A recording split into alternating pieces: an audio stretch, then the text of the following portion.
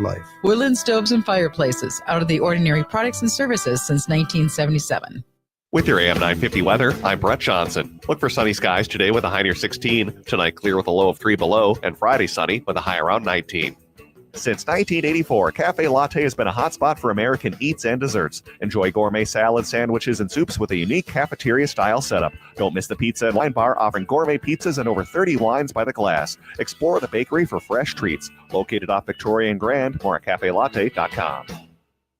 Portions of the following program may be pre-recorded.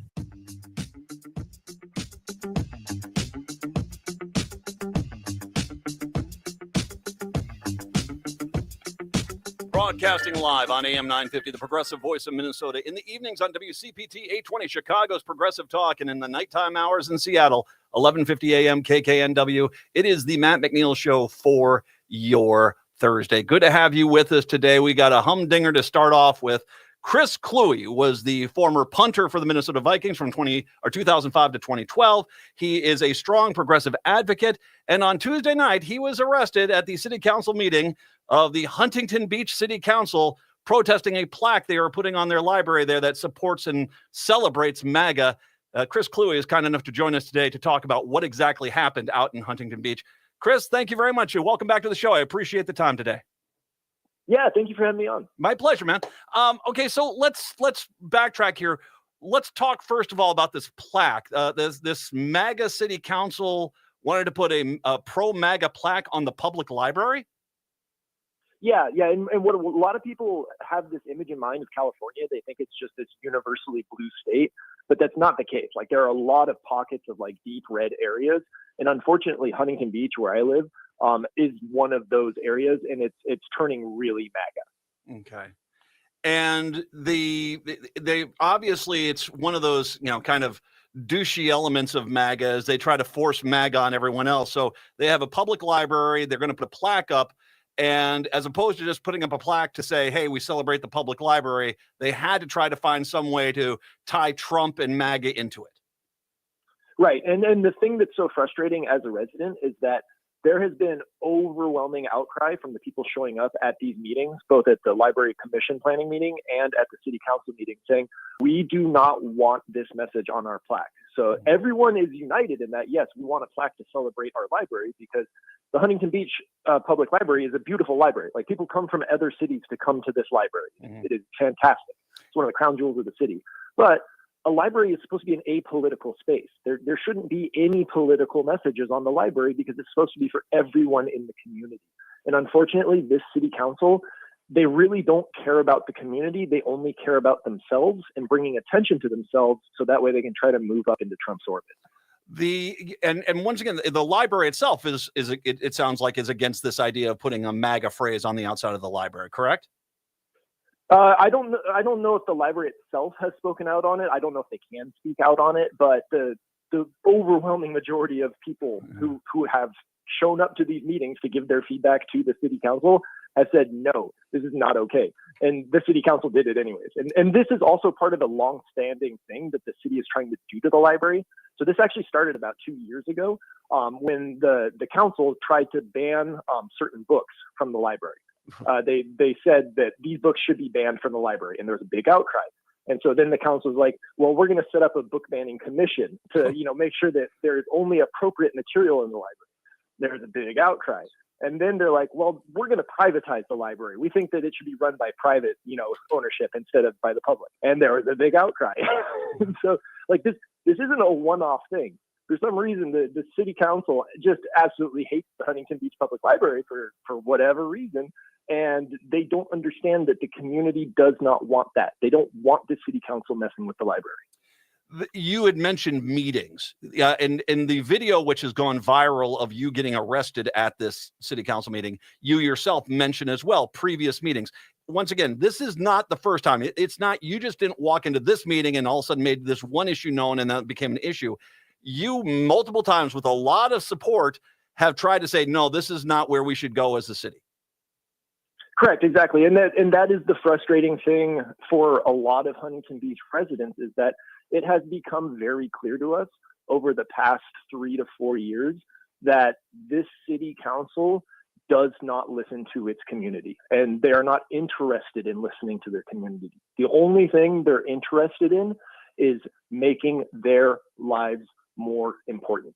And that's not how you run a city government. City government is supposed to be for the community. It's not supposed to be for any particular political agenda. So you go to this, you have a great speech, and we'll post the video link. As a matter of fact, I'll play it after our interview is done here, of what you exactly said, which is basically, you point out, this is not something we should be admiring. MAGA is clearly going down a very dark path of fascism. And you make your points very, very, silently, and basically go in there and you try to silent protest. And very quickly, it looks like 5 Huntington Beach police officers haul you off from your silent protest. That's a fair summation of what happened? Yeah, that's a pretty fair summation. And I knew that was probably going to happen. I mean, that's the other thing that the city council does, is once again, they don't want to listen to the community. Like, we're supposed to have 3 minutes to be able to provide public comment. They cut it down to 1 minute, even though there was only 50 people waiting to speak. I've been in there before when there's been over 100 people waiting to speak, and they've given us the full 3 minutes. So it was clear from the outset that, they don't want to listen. And that was when I knew, okay, well, I'm obviously I'm going to have to do something else to show them how strongly people feel about this. Well, and you did a heck of a job there, because, I mean, there's a lot of people, and I want to, give you an idea of how this is resonating. My daughter is Evelyn. She is up at University of Minnesota, Duluth, and I mentioned I was going to talk to you today, and she said, please tell him I really respect him, and everyone on TikTok and Instagram love him. And okay, so this is my view into Generation Z. You clearly resonated here, because in this day and age of this overwhelming obnoxiousness that is the age of Trump and MAGA, a lot of people are trying to figure out how in the world you push back against such an obscene thing. And you did a fantastic job just at your local city council meeting. Yeah, and that's one of the things that, like, I want to hope other people pick up, is that because we need to stand up for this kind of stuff, like, you can do it. You just have to be able to engage in civil disobedience. And so one of the things that hopefully people who look like me, who have the same privilege that I do, will do, is that they will show up and be on the front line and help protect those who might want to protest, who are directly affected by this, but unfortunately can't protest because they are more vulnerable than we are. Did you actually get arrested? Did you go to jail, or did they just release you in the parking lot? I actually got arrested. I have been charged with a misdemeanor disturbing an assembly. And based on what I have heard directly from a previous Huntington Beach council member, is that is not normal operating procedure for when incidents like this happen. And so I am very curious to know what ended up happening, because when they put me in the jail, the detention officials seemed to think that this would be a pretty quick thing. Like, I get booked, I get processed, and then be on my way. I was in my cell for, I think, around 2 hours. It's hard to tell time in jail, obviously, but I was sitting there for a long time while they were trying to figure out what they were going to charge me with. And so I'm curious to know if a council member called in and said, hey, you need to charge this guy with something.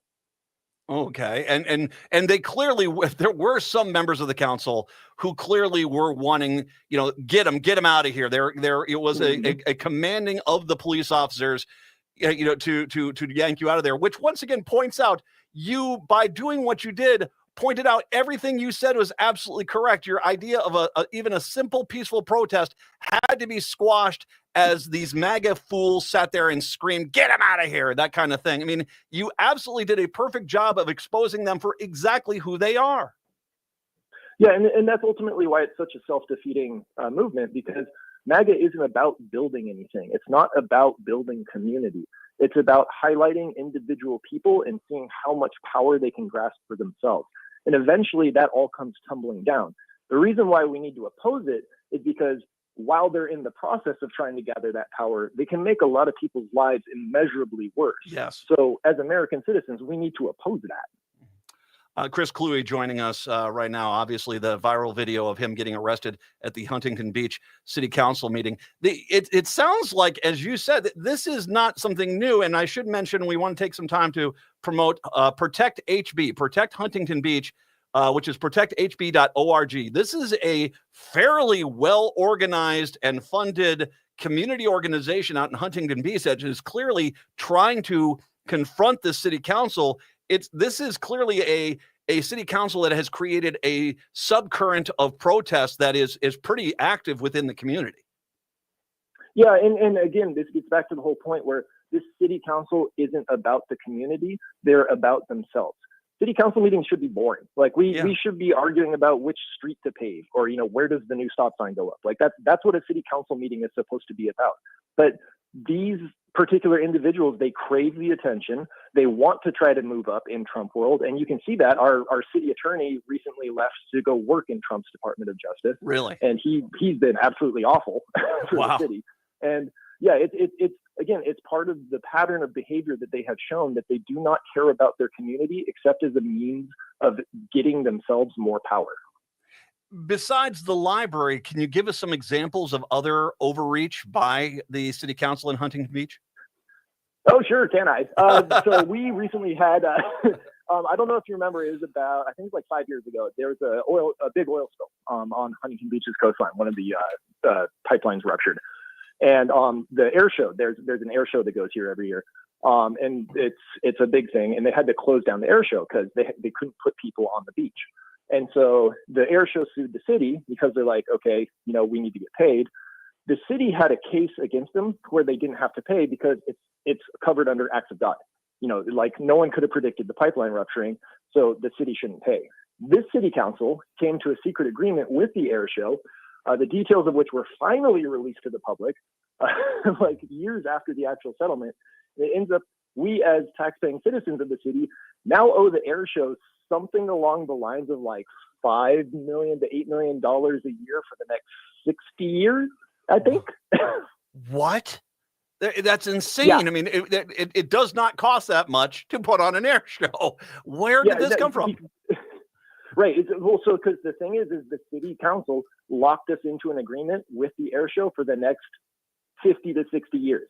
And all profits from like parking lots, which normally would go to the city, now go to the air show during the duration of the air show. Like they effectively sold part of the city to the air show as part of the settlement, and they refuse to acknowledge how illegal it is. And they're trying to do the same thing. They're actually, so one of the other things on the agenda for the city council meeting was they're trying to install a laser light show in our Central Park. And everyone's like, wait, hold up. Why do we need that? Like our Central Park is a wildlife preserve. And they're talking about putting tons of LED lights in the ground, making a visual spectacle. And as far as I know, no one asked for this thing. So I'd be really curious to know who runs this company and whether or not they're related to people who run the air show. I think you're onto something there. Can you stay for one more segment? Because I want to talk to you about protesting in the age of MAGA. Can you take some time? Yeah, I got a few more minutes. All right. Chris Cluey is kind enough to join us today. Once again, if you've not seen the video, it is a pretty amazing piece of protest that he does in Huntington Beach, California, standing up to a city council that clearly is out of control. He's kind enough today to join us, talk about that, as well as also, once again, we need to stay active and we need to make our voices heard in the age of MAGA. And of course, Chris Cluey is leading that charge. We'll take a break. Come on back. It is the Matt McNeil Show on your Thursday. When my depression works the graveyard shift all of the people. Peace of mind shouldn't cost a fortune. We keep things simple at Schroman Law because we believe planning for your estate and end-of-life care shouldn't be stressful or expensive. Every client relationship starts with a free consultation so clients have the information they need before making important decisions. From there, we work closely with clients to ensure they are choosing the most efficient and cost-effective plans for their specific needs. Schedule a free consultation today at schromenlaw.com. That's SCHROMEN law.com. It's time to experience the amazing flavors of eatlocalminnesota.com. It's your key to unlocking the best local and independently owned restaurants in the Twin Cities. Nightingale off 26th and Lindale is where good times and great flavors unite. Chef Carrie keeps it fresh with seasonal dishes, or savor classics like the Nightingale burger, steak tartare, and irresistible chocolate pot de crème. Explore tasty vegetarian, vegan, and gluten-free options, and enjoy craft cocktails, curated wines, and half-price wine bottles every Monday. Open daily 5 p.m. to 1 a.m. More at nightingalempls.com. Maverick's Real Roast Beef in Roseville sets the bar when it comes to roast beef sandwiches. But let's not forget their other mouthwatering offerings. From Philly steak to turkey bacon avocado, BLT, crispy chicken, fish, brisket, and pulled pork, the menu is a flavor-packed delight. Don't miss out on their delicious variety. Explore the full menu at mavericksbeef.com. Your taste buds will thank you. Hey, it's Patrick. February is the month for love, so when was the last time you gave your carpet the love and attention it deserves? Have you gotten down on your hands and knees and adored how clean and refreshed it was, or are you scared of what you might see or smell? Not only is your carpet one of the biggest investments in your home, but it's also the biggest air filter in your home. If your carpet hasn't been professionally cleaned, you are breathing unhealthy levels of nasty dirt, dander, bacteria, and germs that keep recirculating again and again and again. But lucky for you, my friends at Zero Res are going to spread the love to you and your home with their Love Your Rug special. Get 3 rooms Zero Resified starting for just $119 and get a 4th room free. But don't forget dirt and dander's favorite hiding place either, your air ducts. This month, take $75 off any air duct cleaning. Call Zero Res right now, 952-ZERO-RES, or go online to ZeroResMinnesota.com and say you want the AM 950 special. Back order forward, it smells the same. Zero Res. I'm Dr. Stefano Sinacropi, an orthopedic spine surgeon and wellness evangelist, hosting the brand new Recharging the Human Battery show on AM 950 radio. My co-host Mandy Dickey and I will delve into various health topics ranging from medicine to nutrition to exercise, emerging technologies, and yes, some way out there stuff. Will provide a balanced view of today's landscape, helping listeners navigate its complexities and hoping to change the way you think about your health. Recharging the Human Battery airs Saturdays at 11 a.m.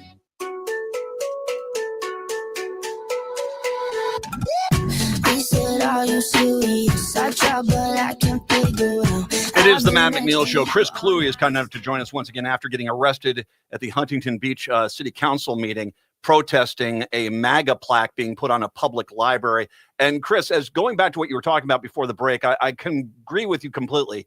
When you see stuff like what's going on there, there's always a feeling of, okay, there's a connection here, there's a relationship here that we need to know about as the public, considering this is a city issue, which is generally being kept quiet, and it leads to some of these decisions which, you know, are head scratchers at best.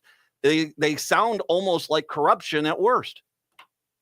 Right, and I think that's why in Huntington Beach's case in particular, it feels like a microcosm of the nation as a whole, in that what we're seeing play out locally here is a group that doesn't care. They only care about themselves. They only care about enriching themselves. And we're seeing that play out on a national level. And that was also part of why I protested, is that I wanted people to be very aware of, this is what MAGA stands for. Like, it's not about building community. It's not about being good American citizens. It's about grabbing what you can and then trying to get away with it. You and I, and I called you to set this interview up, you and I talked a little bit about the fact that yesterday Trump says, "I'm a king," and then the official White House social media pages put out an image of him with a crown on his head, which is so out of line. I don't care if he's trying to troll. You know, you just cannot have that in this country. The Republican Party has no spine to go and confront him on this stuff.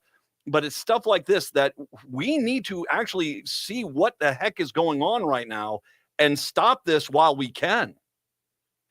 Yeah, and that's honestly one of the most disturbing things about this, is that America is a country founded on the idea of no kings. And it doesn't matter what your political affiliation is. It doesn't matter what you believe in. As an American, you are supposed to look at someone who is trying to become a king and say, not here. This is not what America is. And so what Trump is doing, it is profoundly un-American. It is the most disturbing thing I can imagine ever happening, because if he gets away with it, we are no longer America. We might be called America, just like he wants to call the Gulf of Mexico the Gulf of America, but the American dream will no longer be alive. Yeah, it was interesting when I was reading a little bit about what happened. I was reading the local paper, the Star Tribune, and they put this line in here. He said, he went on to roll out a long list of what he believes MAGA stands for, what you believe. Well, no, you call them Nazis. Elon Musk does a Nazi salute. Vance goes on out and searches out the extremist far-right German political party to promote them, the party that doesn't think the Nazis were that bad. And they're trying to get rid, I mean, they are marching down a fascism road, getting rid of any checks and balances that are in their way. This is, I mean, if they're only cosplaying Nazis, shouldn't they take off the uniforms every once in a while? It is really scary where they're going. Some people are using that to criticize you. I think you're only pointing out this is not you being outrageous. This is you just being observational. Right. Yeah, exactly. And that was the thing. I can't like show this during a city council meeting because obviously it's live and I'm reading from a paper, but I put up online on my social media, and I'm sure it's got picked up elsewhere, the full text of my speech along with cited links. Like this isn't just stuff I'm making up. I'm like, these are factual examples of the Nazi behavior that the Trump administration is engaging in. And people need to be aware of that and understand and stop thinking that like, oh, this is just a joke, or, he's just trying to get away with something. No, he is deadly serious in that this is what he wants to do, and we need to stop him. Yeah, I was in the military and I was stationed in Nuremberg, and I took some college classes on the rise of Hitler and the Third Reich. And it's exactly, this is not the first time someone has done this. This is a copying almost page for page. What exactly happened? Yeah, it's beat for beat. Like I was a history and poli-sci major, and like this is beat for beat what Hitler did when he was elected before he declared himself dictator. Like this is what happened. Exactly. It's very commendable that you've got visibility and you're not afraid to use that. Talk a little bit about you have a lot of fans out there. Talk about in this age how you don't give up, how you do find your voice and you get out there and make your voice heard. So I think the most important thing is making sure that your local community is strong and that you have connections within your local community. So, make sure you know the people around you, interact with the people around you, because at the core of it, this is what it boils down to, is we're American citizens. We want our communities to be good communities. And so in order to do that, we have to know who our people are in our communities. And then once that's the case, those who are fortunate, those who are privileged, you have the responsibility to be the ones up front. And I would like to make an explicit call for our elected Democratic officials to go get arrested. Like, now is not the time to make speeches. The time for words is done. Like, this is the time for action. This is the time for peaceful civil disobedience. This is the time that John Lewis lived in, and he got arrested 45 times. So if you're an elected official, I have shown you what to do. Go do it. If you're the elected official and the former Vikings punter is lapping you as far as making your voice heard and fighting for this country, you're not doing it right. I agree with you wholeheartedly. You used to be on Twitter. Where are you? I found you on Blue Sky. Is that where you're mainly at nowadays? Yep, I'm mainly on Blue Sky because Twitter is Nazi propaganda now. And I highly recommend everyone get off it, because you might think you can withstand propaganda, but it will eventually seep into your brain. So do not use Twitter. Nope, I agree with you. Blue Sky is the place you want to be. I'm going to link to everything, and you can find Chris Kluwe on Blue Sky. It's Chris Warcraft, right? Yep, at Chris Warcraft. Same handle. Still same picture, just a different platform. And I also do want to make sure we promote Protect Huntington Beach. Obviously, this is an organization that's got their hands full dealing with a fairly authoritarian city council. ProtectHB.org, ProtectHB.org. That's the website.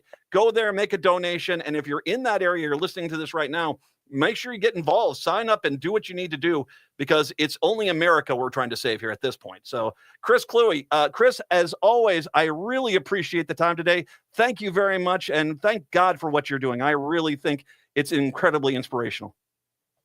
Yeah, thank you so much for having me on and for allowing me to spread the message. I appreciate it. My pleasure. Chris Kluwe, the former Minnesota Vikings punter, as well as a strong progressive advocate under multiple different issues. And once again, showing us how it is done. And that point he made at the end is probably the biggest point you can make, which is, where are you, elected officials? Where are you right now? And whether or not it is you are a federal politician, you're over in DC, or if you're on the state level in Illinois, Indiana, Wisconsin, Minnesota, Washington, what are you doing right now to fight this? Are you as brave as Chris Kluwe? We need to make up armbands. What would Chris Cluey do? And we need to start giving them to our politicians. We need to fight back. And yes, that might mean some overly aggressive city council member tries to file some charges against you. But this is how you get it done, because let's put it this way. I guarantee you the city of Huntington Beach has never had this much attention on what the heck is going on in Huntington Beach. And you can credit Chris Cluey with making that happen. We'll take a break. When we come back, I'll play the video of him at that meeting when we do return. It is the Matt McNeil Show. They can handle me, but I might let you try it out the Hennessy. Make them sign. Hi, I'm Corey Wisco, president of the Welshire. The Welshire excels as a memory care community in the Twin Cities, located in Bloomington, and we have a new location in Medina.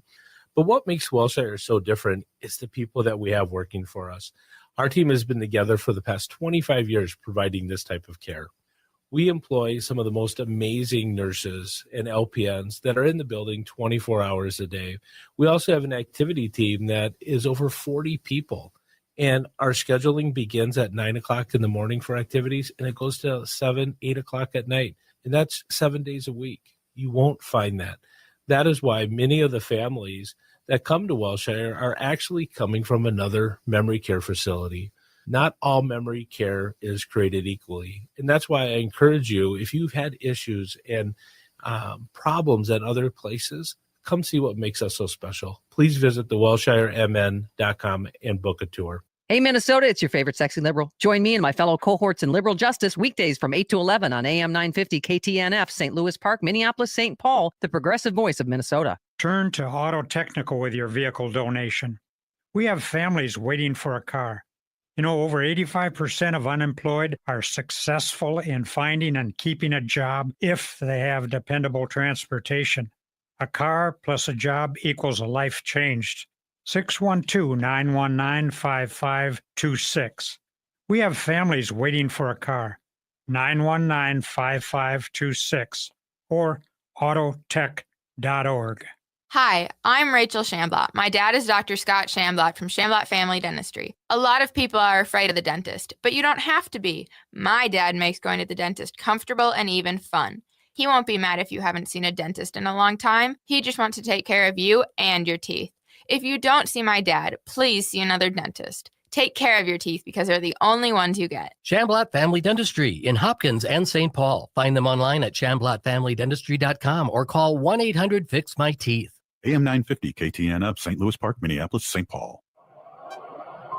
Hello, I'm Todd Mickelson, host of a Satellite View podcast. It's hard to find clarity or focus here on the ground with the fire hose of issues and events. We go up high and look back on Earth from a satellite view, where we can gain our bearings and learn from the past to shoot for a better future. And have fun and laughs along the way. Go to am950radio.com, click the programs link, and find a Satellite View with Todd Mickelson. With a look at your AM 950 weather, I'm Patrick Lilia. Sunshine today with a high of 21, then tonight partly cloudy with a low of 11. Cafe Latte is unlike any restaurant you've ever experienced. Grab a tray and pick from their award-winning selections of soups, salads, sandwiches, and mouth-watering desserts. Cafe Latte, Victoria Street and Grand Avenue in St. Paul, or cafelatte.com.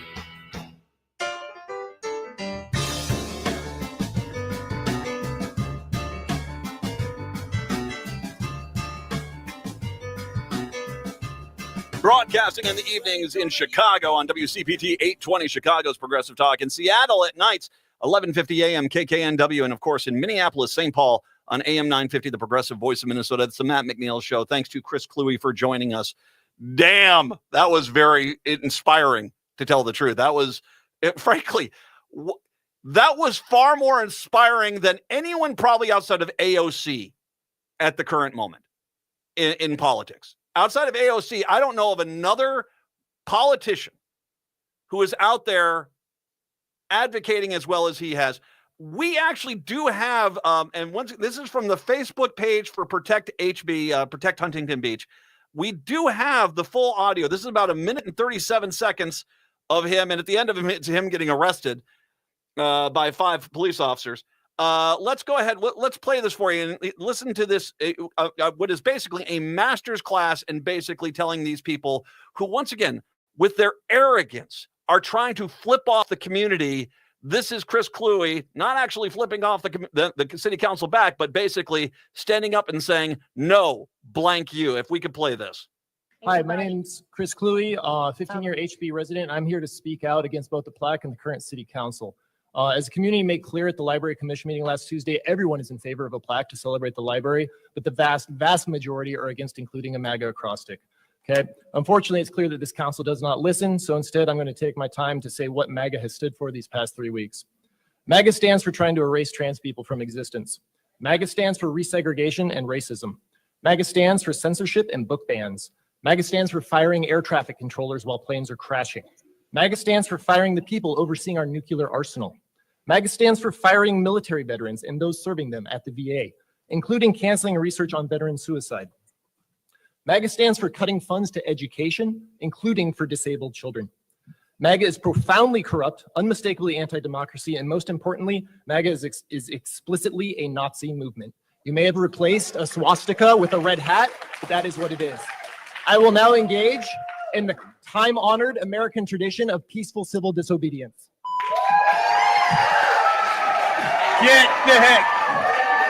Get out. Listen to the loser city council guy. Get him out of here.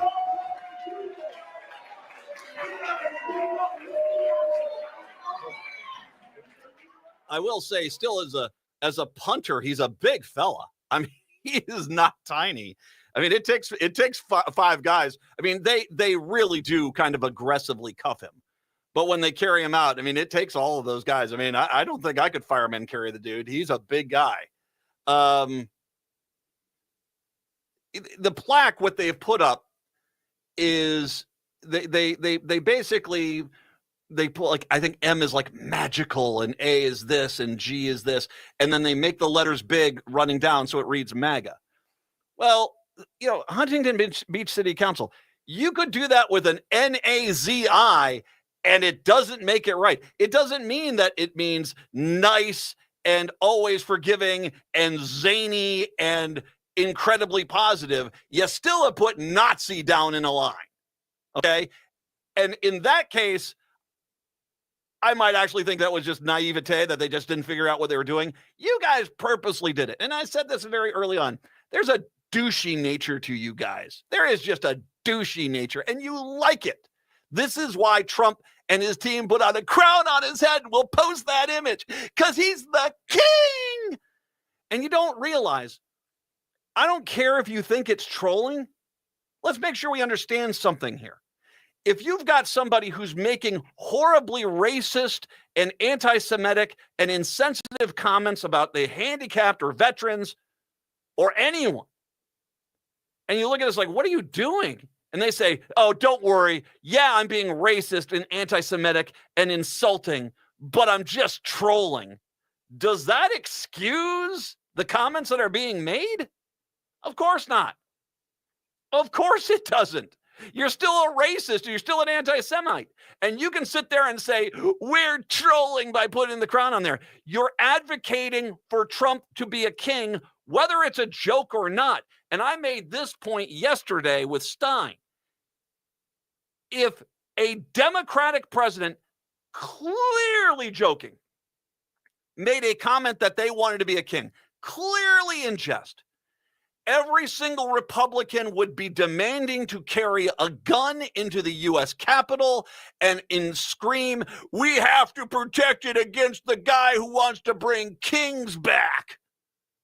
And instead, you cowards on the Republican Party sit there and say, oh, I want them to get mad at me. Really?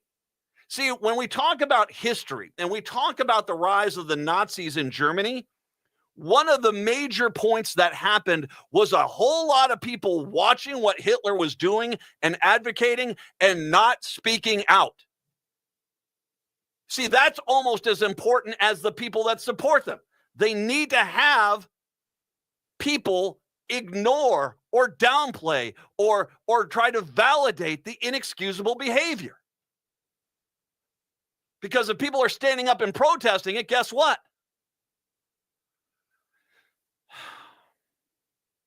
Chris Cluey is doing it right. And yeah, I think that, protesting every week, especially come summertime, hey, we get some food trucks out there at the Minnesota State Capitol in St. Paul. I'm all for it, especially some of the better ones. We'll get a good crowd out there. You need to make your voices heard. As a matter of fact, if I can say, you need to understand the public is already turning on the great orange troll. And it's something that, we need to kind of make sure we acknowledge. Multiple polls this week have shown Trump's approval rating dropping into what's more normal territory from him last year, but I don't think it's going to stop dropping. Washington Post IPIS poll crystallizes a number of warning signs for Trump's agenda.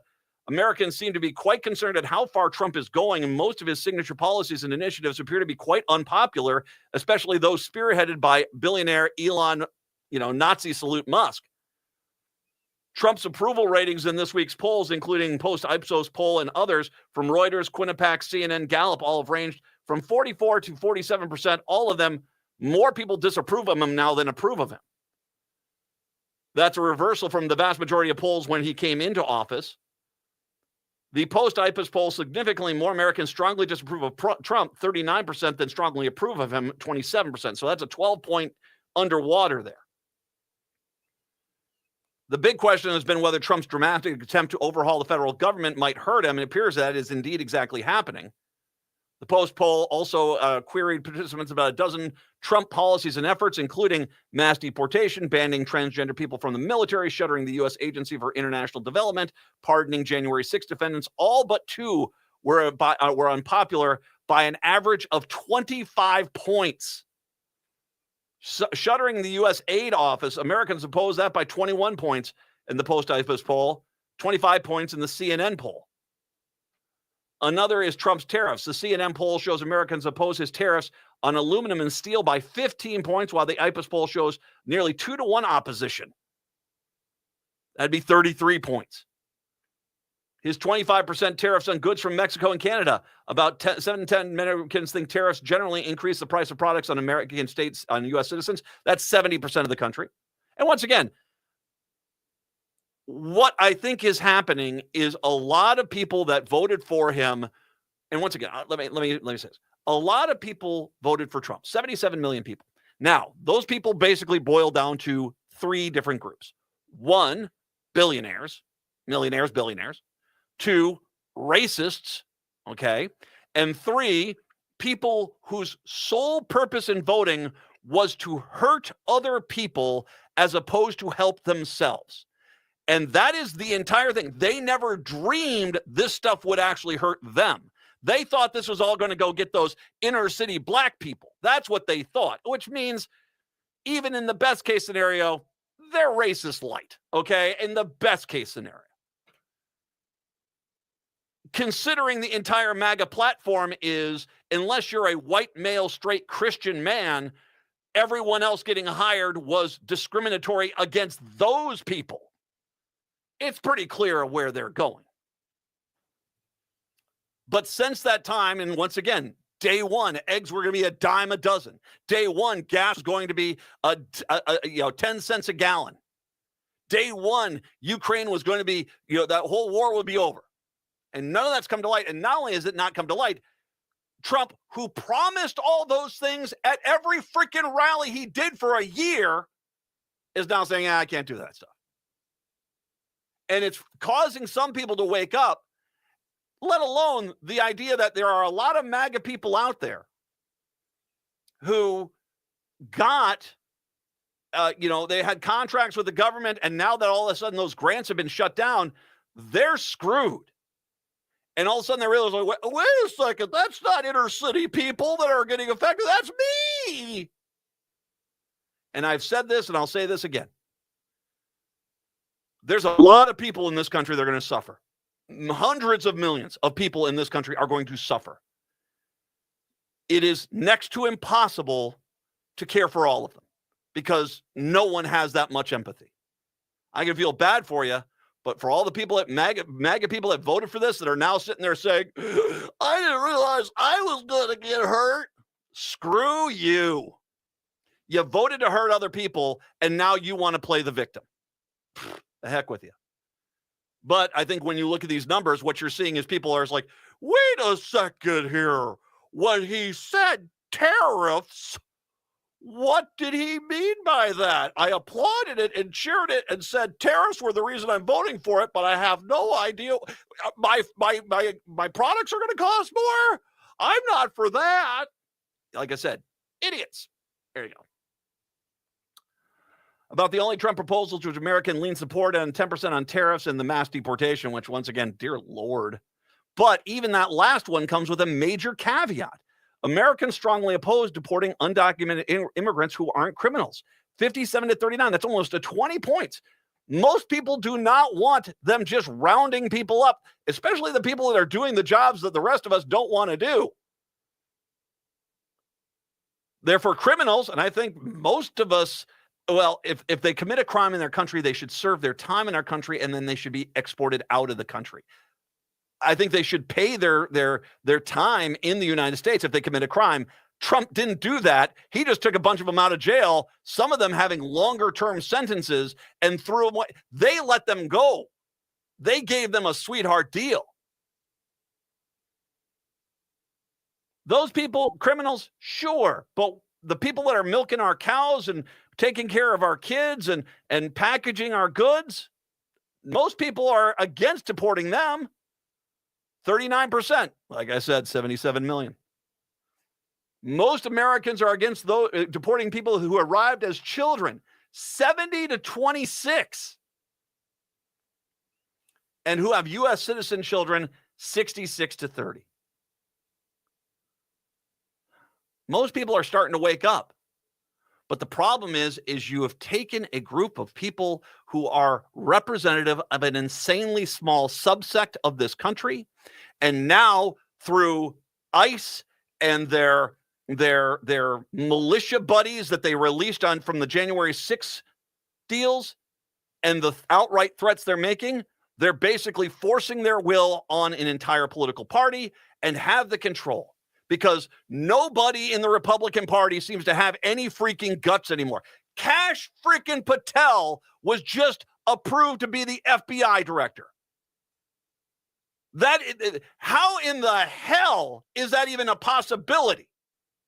The guy that wants to burn the FBI down, yes, let's put him in charge. And here's some matches and gasoline. Don't get too risky here.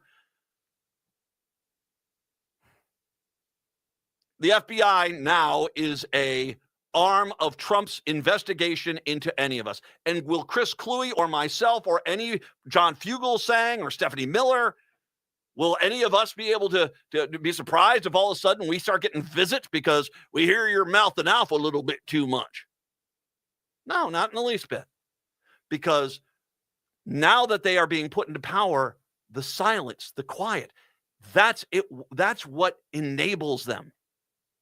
And unless we fight back against that, well, may God have mercy on us all. Because already that large, orange, grotesque piece of crap in the White House has hurt a lot of people. And he plans on doing it to a lot more. Take a break, come back. It's the Matt McNeil Show.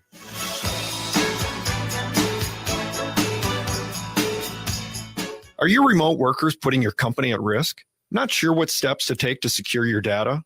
Hi, Mark Sommerfeld from Rymark. The Rymark team is guiding our clients through these difficult times. In fact, demand has been so high, we created an easy-to-follow guide with the 5 steps to securely work from home.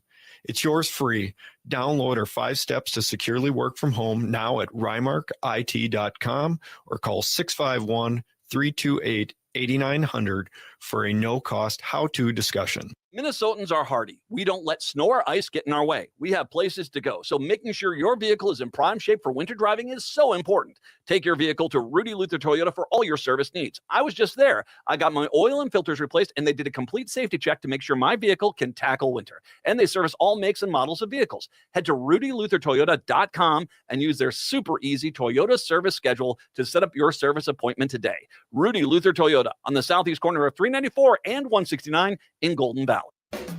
Hello, everyone. I am Becky McNeil along with Tara Martini, hosts of Feels Out Loud, brought to you by Becoming Together Therapy and Wellness. This Sunday, tune in as we talk through the 5 languages of anger and how these show up in relationships. And if you have a question about anger, visit our website at www.becomingtogethermn.com or email us at contact@becomingtogethermn.com.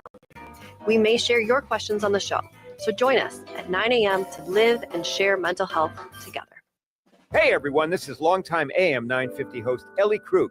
I'm thrilled to announce my brand new show, The Illegal Trans Woman, which takes advocacy for my community, transgender and gender variant people, up several big notches.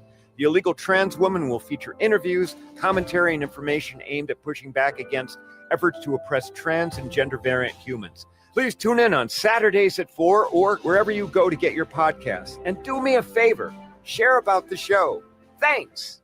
This is Chad, owner of AM 950 for Snap Construction again. Does your home feel colder than it should with the furnace constantly running? Or do certain rooms always feel colder than the rest of the house? Those are signs the attic in your home may need an insulation upgrade. Snap Construction can help by providing a free energy audit for your home's insulation. The average cost of getting new insulation can cost much less than a new furnace. Plus, Snap Construction is a BPI certified installer. That means if you use Snap for your next insulation project, you qualify for up to $650 in total rebates from your energy provider. After my free inspection, my insulation upgrade was completed within a few weeks and the rebate check was in the mail. Snap to it and reduce your heating bill this winter with Snap Construction. Call 612-333-SNAP. That's 612-333-SNAP for your free energy audit when you mention AM 950. Snap Construction, arguably the most well-reviewed exterior contractor and insulation company in the metro.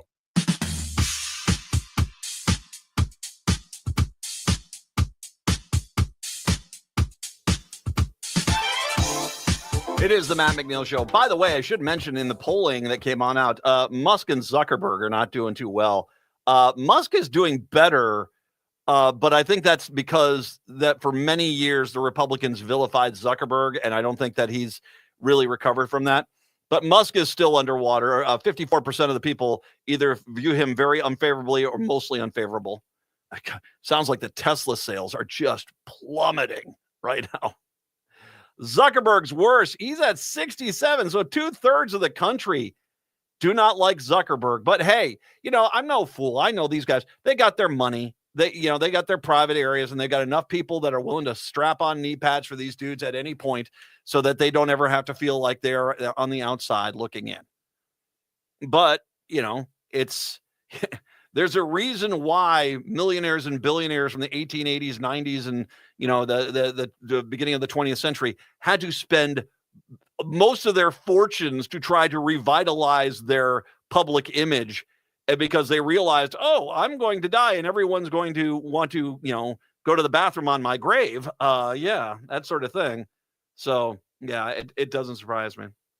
Why not look at one specific issue here? One of the things that is interesting is you wonder about the Republican Party. And not only are there a lot of people who are being quiet and they should be saying something, that this is not really good. But there are plenty of stooge Republicans who are more than willing to march down that path to fascism because they think to themselves that they're going to have some honorary position within the regime. And they'll have their mansion and their virgins brought to their front door. That sort of thing. I mean, that's you get a lot of these guys that are in these that they, my best chance of being in power and never being removed is to be sucking up to the fascist. So they choose their sides. And right now, if you're choosing MAGA and Trump, you're not on the side of the United States. Let's just be honest. You're not. You're on the side of them over the United States. let me introduce you into one of the dumbest House members there is. Senate, that's Tommy Tuberville. My God, that guy is a drooling stump.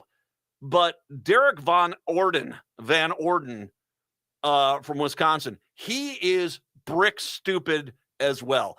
There's a lot more competition for the dumbest rep, though. I mean, it kind of is a day-to-day thing. But Derek Van Orden, he's one of the dumber ones. I mean, I wouldn't leave him outside in a rainstorm. He might drown. I wouldn't trust this guy with a freaking spoon. How about that? He became the first House Republican to file articles of impeachment against a federal judge who has blocked President Trump in his efforts to upend the federal government. That's right. Well, if the courts don't agree with us, let's just get rid of those judges. Not only is Trump arguing that he doesn't have to follow the judiciary branch anymore, now they're basically saying that, well, we'll purge the judiciary branch of anybody who disagrees with Trump. The measure is an extreme long shot, but it signals new willingness by congressional Republicans, the stupid ones, who use impeachment as a cudgel to help clear obstacles to Trump's agenda. Several other House Republicans, including Eli Crane, stupid, Andrew Clyde, dumb, are also planning articles of impeachment against judges. Remember I was telling you there's a list of Republicans who are, stupid idiots? Well, there's two more that I could easily put on that at any given day, It depends on the effort they're putting forward, but they could be that winner for the day. Trump said last week, it seems hard to believe that a judge could say, we don't want you to do that. So maybe we have to look at the judges because I think that's a very serious violation. He is marching right down the old fascism parkway, isn't he? Van Orden, our idiot of the day, filed a 3-page impeachment resolution to impeach Paul Engelmayer, a district court judge from New York who has limited DOJ's access to sensitive Treasury data. Once again, does anyone think for one second that Van Orden wasn't that guy during the Obama administration and the Biden administration who were like, the black helicopters are coming for us, the jackbooted, they want a database of personal information. How dare they? How dare they? That was Van Orden during the Obama and Biden administrations. Van Orden today, database, yay, stealing all our information, yay, sell it on the black market, yay, ruin everybody's credit score. Yep, that's Van Orden. Heaven forbid we say, hey, you know what? Maybe the billionaire who's trying to monetize all the personal data of every American citizen, maybe we shouldn't be allowing him to have, information about our bank records or our taxes, our health. Yeah, maybe we should limit that, shouldn't we? Should he have all of our social security numbers? Van Orden is like, yay, give them to him. Van Orden will be the first one who's like, I was betrayed like the rest of you. Yeah, he will. Just you got to scream him down or arrest him if he's violated the law. I mean, if he's broken the law, yeah. If he's helped undermine America. The measure accuses Engelmayer of abuse of authority, saying he showed clear bias and prejudice against Trump and willfully disregarded established legal precedent with his ruling by quoting legal precedent. A spokesperson for the Southern District of New York did not immediately respond to the request for comment. Once again, it's so MAGA, it's not even funny. The ability to look at somebody and say, you're showing clear bias and prejudice when it's a guy like Van Orden who says, let me go get another pair of knee pads. I just wore those out in regards to Trump. Bias and prejudice, that would be his nickname, I believe. Anyway, folks, there's a theme here. We've got to fight for this country. We had a chance to do it the easy way with the election. And yeah, we're screwed. And I do mean screwed for the next 4 years. And whether or not we actually have another election remains to be seen. I still think it's a legit shot. A 5-4 ruling on that Supreme Court will say, well, you know what? We need to postpone the election. We got to fight because this country when it's best is great. We are now seeing it at its worst, and it is terrifying. And so we have to fight. And where are politicians? Where are you? Why are you not fighting like Chris Cluey? Chicago, Seattle, talk to you tomorrow. Minneapolis, St. Paul, Hour 2 up next. This is Robert Pilot of Native Roots Radio presents I'm Awake, weekdays at 5 p.m. On our show, you'll hear about Native issues like treaties, protecting Mother Earth, and holding our elected officials accountable. Weekly correspondents like Dr. Stately, State Senator Mary Kunesh, Robert Lilligren, and Bob Blake update us with the latest news from Turtle Island. Native issues are human issues, and human issues are Native issues. Listen weekdays at 5 p.m. or watch the show on Native Roots Radio social media accounts. Ho-wah! End-of-life decisions are not easy to make. Hi, I'm Mary T. of Mary T. Hospice Care. It's important to make sure that this difficult time is meaningful and comforting to you and your loved ones.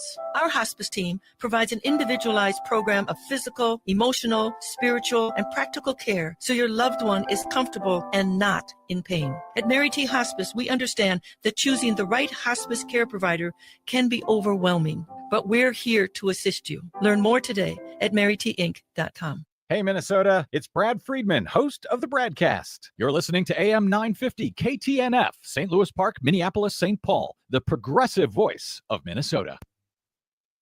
AP News, I'm Mike Hempen. Mitch McConnell will end his storied Senate career after this term. The longest-serving Senate party leader in American history says his career will end after this term. Mr. President. Senator from Kentucky. Kentucky sent Mitch McConnell to the Senate 7 times. I will not seek this honor an 8th time. On his 83rd birthday, McConnell took the Senate floor to announce he'll serve out this term and retire, starting the epilogue on a storied legislative career. McConnell helped forge a conservative Supreme Court and led Republicans through tax cuts, impeachment trials, and other fights. But his power waned as Donald Trump took over the GOP, and McConnell's brand of Reagan conservatism and foreign policy, plus health problems, left him out of step. Sagar Magani, Washington. The Senate has narrowly voted to confirm Kash Patel as director of the FBI. The 51-49 vote puts Patel atop the nation's premier federal law enforcement agency, despite doubts from Democrats about his qualifications and concerns he will go after President Trump's adversaries. A Senate committee has voted to advance Linda McMahon's nomination to serve as Education Secretary. White House Press Secretary Caroline Leavitt had this to say when asked if President Trump is more interested in goals in tonight's 4-nation face-off hockey final between the United States and Canada. I think he's watching for the United States to win tonight. I know he talked to the USA hockey team this morning. He talked to the players after their morning practice around 10 o'clock. And I also spoke to some folks from that team after. They were jubilant over President Trump's comments to the team. I believe they're going to put out a video of that call. So he looks forward to watching the game tonight, and we look forward to the United States beating our soon-to-be 51st state, Canada. Order for Jennifer C. Is this my double shot, double cream, double froth, double pump, double whip, double sleeve? Yeah. Can you handle that much caffeine? Did you know Discover automatically doubles all the cash back you've earned at the end of your first year? Oh, really? That's great. Seriously, did you know Discover automatically doubles all the cash back you've earned at the end of your first year? Yeah, you just said that. Did you say I just said that? Yeah, I'm cutting you off. I can't have any more? Why not? You earn, we match. Discover Cashback Match. See terms at discover.com/creditcard. Okay, I have to tell you, I was just looking on eBay where I go for all kinds of things I love, and there it was. That hologram trading card. One of the rarest. The last one I needed for my set. Shiny like the designer handbag of my dreams. One of a kind. eBay had it, and now everyone's asking, ooh, where'd you get your windshield wipers? eBay has all the parts that fit my car. No more annoying. Just beautiful. Whatever you love, find it on eBay. eBay. Things. Progressive change doesn't just happen. It takes dedication and a lot of hard work. 25 years ago, the Data Bank pioneered a new generation of software tools for progressive organizations here in Minnesota. Since then, thousands of organizations have used the Data Bank to create progressive change. Today, the Data Bank continues to help progressive organizations like AM 950. To have the Data Bank help your organization build capacity and create more change, text CHANGE to 612-540-0500 or go to thedatabank.com. The Data Bank, a quarter century of dedication and hard work for progressive organizations. In these challenging times under the second Trump administration, reading can be a powerful tool to manage stress and anxiety. And Next Chapter booksellers can help. Their newest table features books designed to channel anxiety into meaningful action. From Noam Chomsky to Henry David Thoreau, it's a collection that invites you to reflect, learn, and take action during chaotic times. Explore the full list of titles at nextchapterbooksellers.com. That's Next Chapter Booksellers off Snelling and Grant, here to help keep your sanity. Attention event planners and festival organizers. This is Frank Brown from Minuteman Press Uptown, your union print shop partner for your next event. We're here to check items off your list and make your event the talk of the town. From stunning banners and eye-catching signage to programs, tickets, and name badges, we print everything. Get promotional products at prices that let you load up on merch and fill those swag bags. Make your event unforgettable with Minuteman Uptown.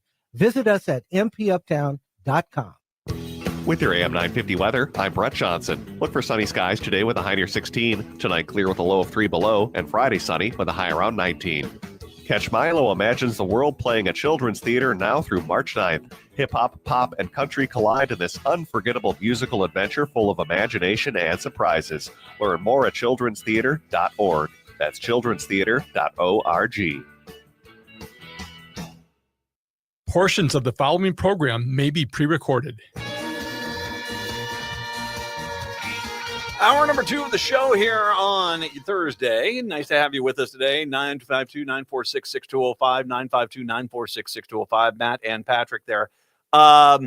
Chris Kluwe, man, that was, you're a bigger sports guy than I am. I mean, he's definitely one of those guys which, he feels as he was somewhat blacklisted out of the league because of his outspoken political point of view, but it hasn't stopped him. He still is, he's out there doing what needs to be done. Oh, no, it was an absolutely fantastic interview, as he was saying. It's up now for those of you who are joining late on am950radio.com. Make sure to go give it a listen. You can go to SoundCloud. We'll have it on AM950. We'll have it everywhere. And I'm going to send it over to Chris a little bit later on as well. And I want to thank him because he said his own words.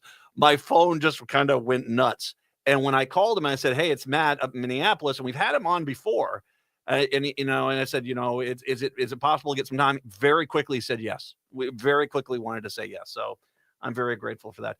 MAGA is not having a good day though, because the MAGA in Minnesota is not having a good day because you can hear them all saying, "That," because guess what's happened again? Minnesota kicks ass. That's right. Minnesota is a great place to be. Again, as always. Because reminder, when the Democrats took over and when Governor Dayton came in and then Governor Walz came in, what was the Republican narrative? This state is going to spiral. It's going to be the worst state ever. When the Democrats won complete control of everything in 2022. What was their narrative? So much, we are going to be the worst state to live in. That was the Republicans. And you know what? They're dumbasses. And they were wrong because Minnesota kicks ass. It's cold, but come on, what are you going to do? It's nice. It feels real nice right now, although it's like only 12 degrees. Anyway, the Wallet Hub guys are out with the latest rankings. Now, best states to retire. They've got Florida number 1, but the golden child up here in the upper Midwest, Minnesota, comes in at a bright number 2. Now, I do actually have a little bit of a bone of contention with Wallet Hub on Florida. So affordability rank, they rank as number 2. I guess I'm not too surprised by that. Quality of life ranking for Florida is the second best in the country. You mean the meth state? Where bath salts croc is trying to get you. And as a matter of fact, I think Meth Panther and bath salts croc, they're fighting on a daily basis on the streets. That's quality of life. The hurricanes that scour your state somewhat clean every once in a while. I have a hard time putting them at number 2. What I don't have a hard time is their ranking on healthcare in Florida is at 27. Minnesota, you know what? We do pay our taxes, but we get quality of life that comes with that. We fall in the affordability rank at number 27, but quality of life ranking is number 6. Indeed, it is. And our healthcare ranking, numero uno, number 1. Because have you been to the house of horrors that's healthcare in most other states? I mean, my dad moved to South Carolina and would come back to Minnesota to get checkups. That tells you everything right there. And by the way, where is South Carolina? It's not, is it? Oh, it's at 20. It's not bad. Oh, it's, Gullah cooking. That keeps you healthy. Delicious. So Minnesota's number 2. Should mention Colorado at 3, Wyoming at 4, and South Dakota at number 5. But Minnesota, the second best state in the nation to retire. There you go. How about another one? Another one to send the veins popping on your standard MAGA Minnesota Republican. The best states for families. They're all for families. That's what they say. They all say they're for families. They for a bunch of MAGA people, let's see here. Georgia, red. Arizona, red. South Carolina, Louisiana, Arkansas, Alabama, Oklahoma. Unfortunately, Nevada this year, West Virginia, Mississippi. All most of the worst states on the bottom of the list are all voted red this year. Yeah. They care about families by ignoring them. But not in Minnesota. Not in beautiful Minnesota. We rank, once again, number 2 on this Wallet Hub study. This is best states for families. Massachusetts comes in number 1. Family fun ranking, 11. Can agree, although you do have to deal with the Boston accent. Oh, God. That's a wicked orca over there. Look at that orca. It's wicked. It's wicked. Hey, down by the harbor is an orca. You see it? It's wicked. Yeah. That takes away a little bit. Health and safety ranking was 5. Education, childcare ranking 1. They do a better job. They do. Affordability for families 1. Let's see. Social economic rankings. There's some other ones here. They do okay with that. Minnesota, family fun is 15. Health and safety ranking is 10. Education and childcare ranking 18. I'm going to almost guarantee almost all of that is childcare, preschool, because our K-12 schools are excellent. Salute to all teachers out there. You kick ass and take names. I love you. And you don't deserve the crap you're getting from the ugly right in this country. That's for sure. But the cost of daycare in Minnesota is just out of control. That's what I think is bringing that down. Affordability rank, number 2. Social economic ranking, number 12. So we're doing pretty good on a lot of these things. You got to feel pretty good about that. Median family income, the highest is Minnesota is number 2. Virginia is number 1. That doesn't surprise me. Virginia, that DC area, there's tons of cash out there. Minnesota 2, Illinois 3, Jersey 4, 5, Colorado. The standard fare of rundown on the other side of that list. Let's see, affordable housing. We don't do. I don't think we're doing that. Iowa, it's pretty cheap to live in Iowa. It's dirt cheap to live in North Dakota. But then, of course, you're living in Iowa and North Dakota. So South Dakota's in there too. South Dakota's 5, North Dakota's 2, Iowa's 1. Yeah, but you kind of get what you pay for. I'm just gonna it's like I love the theater here in town. We get some kick-ass concerts. I got all the major sports teams, the restaurants in this town. Mwah, chef's kiss. Yeah, I'm okay up here. I'm okay up here. 952-946-6205. 952-946-6205. I do want to get into another issue here that is starting to become okay. So the story. Many of you know the story of me. In 2022, December 8th of 2022, I was driving home from the radio station and I got hit by a drunk driver and it broke my back. And ever since then, I have, I think in a way, because we don't really punish people as they probably should be punished for such an outrageous crime, nearly killing somebody with a car. We just don't. It's rare that you get, real accountability in this issue. And I think that this is a problem. The fact that we don't have accountability leads to more and more problems. And we have an epidemic, and this is not just the inner city. This is statewide. Statewide, we have an epidemic of bad driving. And until we start treating this a little bit more seriously, it's only going to get worse and worse. And I think we have to start looking at, you're maybe not locking someone up for a year, but at least, if they're doing something, depending on, as long as no one's dying, they should be, I think there should be some jail time involved. And the tragic case is we're getting too many more people who are dying indeed because of these bad drivers. Driving yet again without a license. A woman fatally struck a man on foot near a central Minnesota intersection, drove home, then called 911, according to a criminal complaint. Katie, C-A-D-E-E. So I'm going to go with Katie. Katie Celeste Campbell, 21 of Sartell, not the inner city, was charged in Stearns County District Court this week for failing to stop after causing a fatal crash, a felony, in connection with the Sunday's wreck in St. Cloud. Campbell was arrested on the day after the crash and released Wednesday ahead of a hearing on March 17th. A message has been left with her attorney seeking a response on the allegations. The criminal complaint did not identify the male victim other than his initials.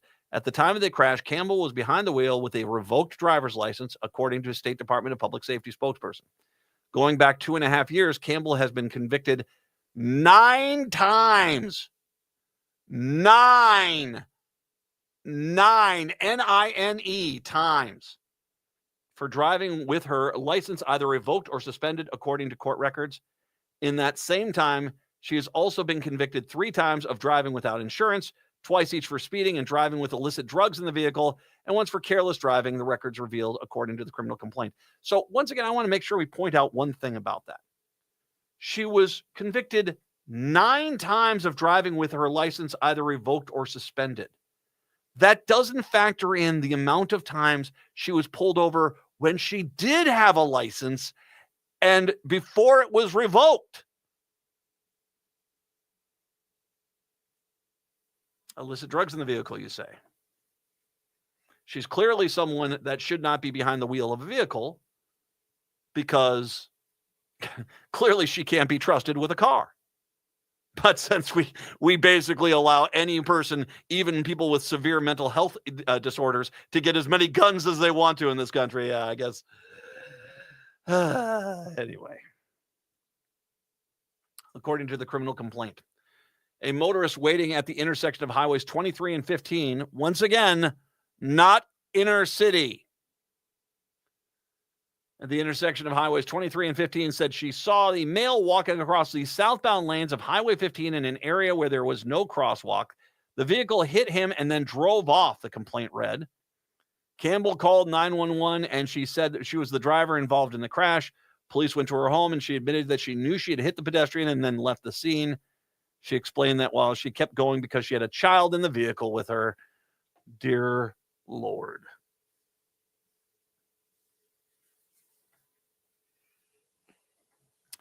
Was this kind of like, we've had the case out where the one guy in North Dakota or South Dakota, hit the guy, and clearly the guy came through the windshield and he acted as if I hit a deer.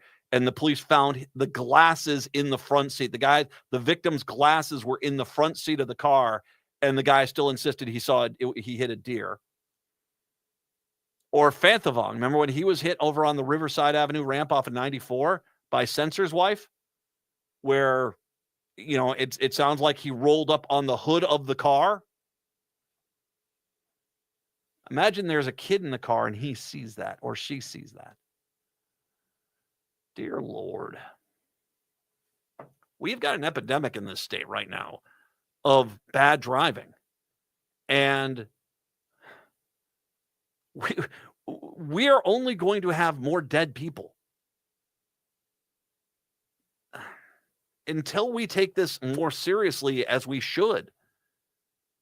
That, and this is not the nanny state. I want you to find the victim's family and tell them that person, being stopped from driving after a litany of driving infractions would be a bad idea at this point. Nope, this is a failure. And until we step back and realize the true dangers that we have to our state by these drivers who are completely and totally ignoring the law and jeopardizing everyone's health while they hit the roads, well, we're not going to solve this problem.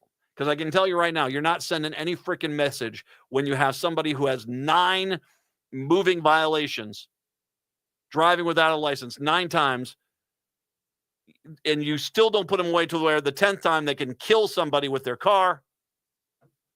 What have you just said? Well, 9, as long as I stop at 9, as long as I don't kill anybody. 952-946-6205, 952-946-6205. Let's take a break. I'm going to spend a good chunk of the rest of the hour on this bill that the Republicans are trying to push through to basically, it's basically anti-transgender bigotry. I'll get to that here. It is hate, and that's all it is. We'll get to that here in just a moment. It is the Matt McNeil Show here on your Thursday. Hey, it's Tom.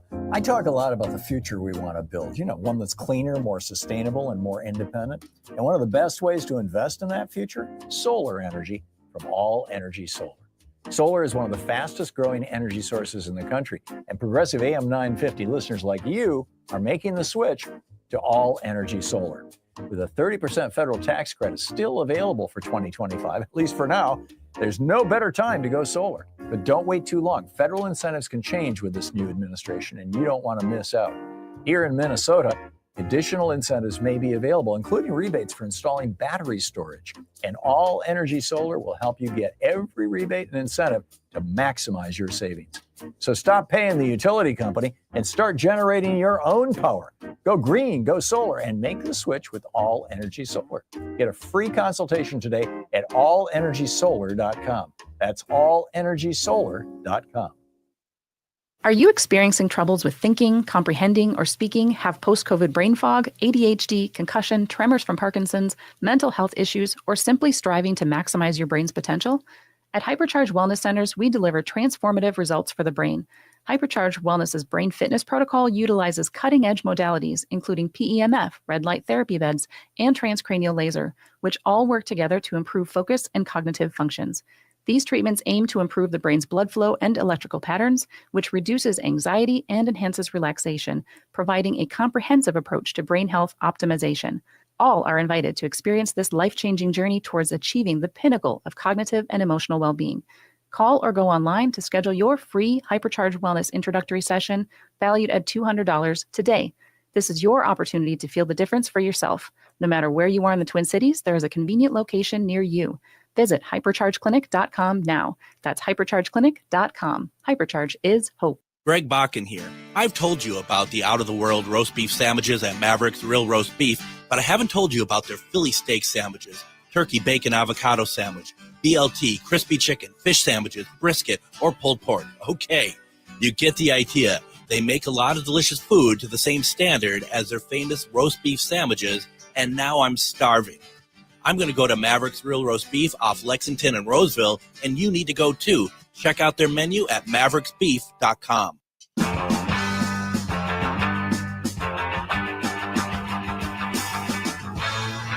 AM 950, the progressive voice of Minnesota. It is the Matt McNeil Show.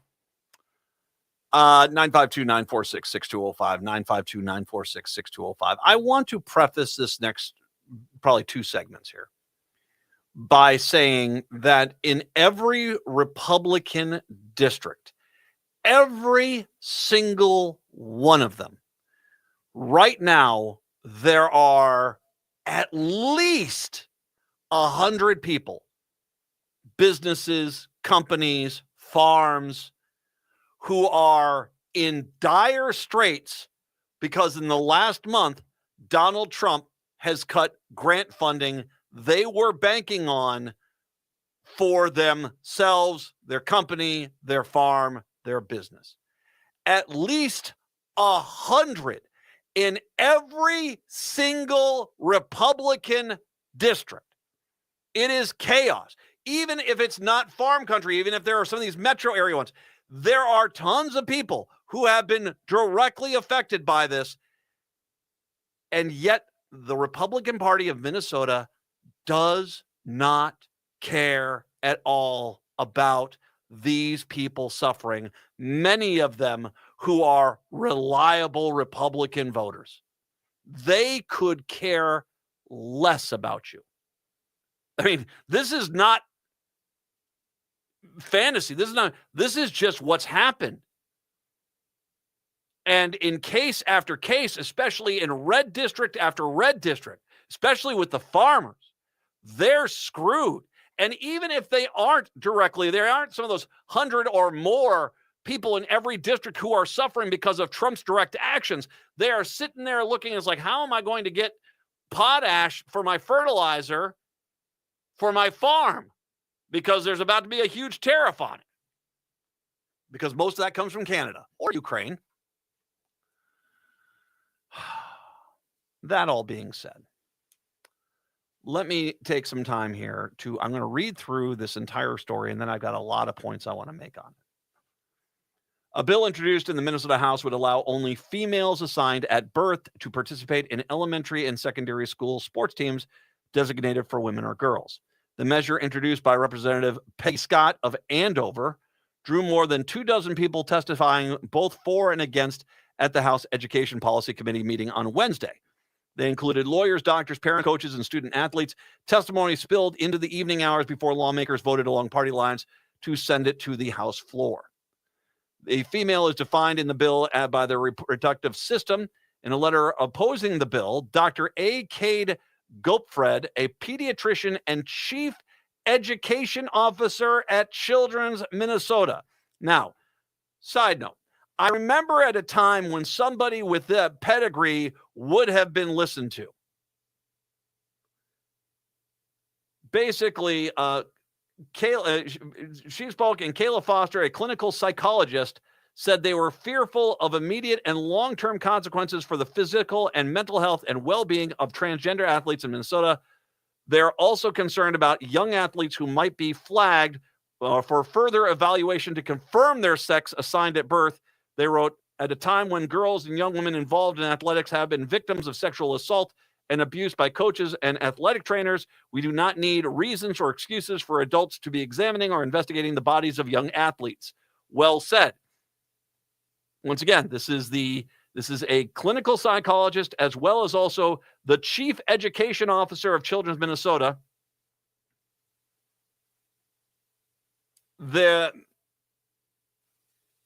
Scott came out and said, well, this is the obvious thing in front of us. There's a difference between men and female athletes. We're trying to protect girls. The counterpoint to the head of education at Children's and a licensed psychologist was a 9th grade student. I'm not going to say their name because I've got some questions. A 9th grade student testified that the bill is necessary to protect the fairness and safety of women's sports. Female athletes across Minnesota work incredibly hard to succeed in their sport, and for biological male to be allowed to compete alongside women in the same events and possibly come out on top, taking women's places is completely unfair and ruins the enjoyment of sports for women. I will come back to that. The Minnesota State High School League administration and its advisors say the federal order is in a direct violation of the Equal Protection Clause for the Minnesota Constitution. In general, students have been allowed to participate in sports consistent with their gender identity in Minnesota. The league is currently studying the issue. Emma McBride, executive director of the Council of LGBTQIA2S+ Minnesotans, also wrote a letter of opposition noting that a transgender student facing social isolation, being part of a team can be life-changing. McBride noted that the research indicates transgender youth experience higher rates of anxiety and depression due to systematic discrimination and social stigma, and inclusive sports participation has been linked to improved mental health and self-esteem. Excluding transgender youth from sports may increase their vulnerability at a time when support systems are most needed. Now, the way that the Republicans go about this issue, you would think that transgender athletes have won every state championship in every sport for the last 20 years. That's not the case. As a matter of fact, one of the things the Star Tribune left out of their story was a little context that Fox 9 was good enough to put into their story. Fox 9 pointed out that fewer than 10 total athletes of 520,000 total athletes. 10 out of 520,000. Why not we do a little Matt's Math Corner? How about that? We haven't done that in a while. So 10. All right. 10 divided by 520,000 equals, wow, that's hardly anything. So this is a total of it's not even 1%. It's 0.00001% of all the athletes are even competing at the NCAA level. Once again, not winning, but 10 out of 520,000 athletes, 10 athletes are transgender. A minuscule amount. And once again, not all 10 of them are NCAA champions. The number is incredibly small nationally. Here's the point the Fox 9 story points out, which I think is insanely relevant. Nobody seems to know of a trans Minnesota high school athlete.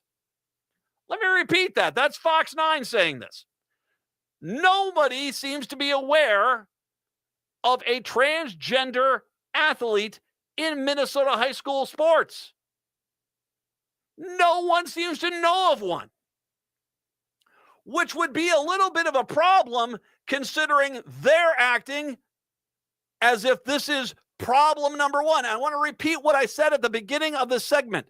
In Peggy Scott's district, at least 100 people, businesses, farms have been adversely affected in the last month by Trump's removal of grants, let alone the overall impact, which is scaring the living daylights out of many of their constituents who voted to only have bad things happen to other people. And now they're realizing the find out portion of the equation. That is a legitimate problem which Peggy Scott could be trying to address by trying to find funds, trying to bring up issues, trying to say we need to have a slush fund or an emergency account to help out these people who are definitively being hurt by Donald Trump. And instead, their biggest priority, their number one priority, is a problem which nobody seems to be able to find an example of in the state of Minnesota. A problem where their counterpoint to lifelong medical professionals who think it's a bad idea to ban transgender athletes is a 9th grader, and that has more weight with them because they passed that bill to go to a floor vote. Disgusting. Your priority should not be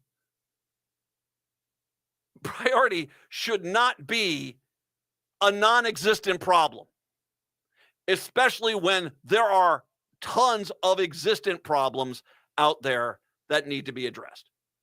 952-946-6205, 952-946-6205.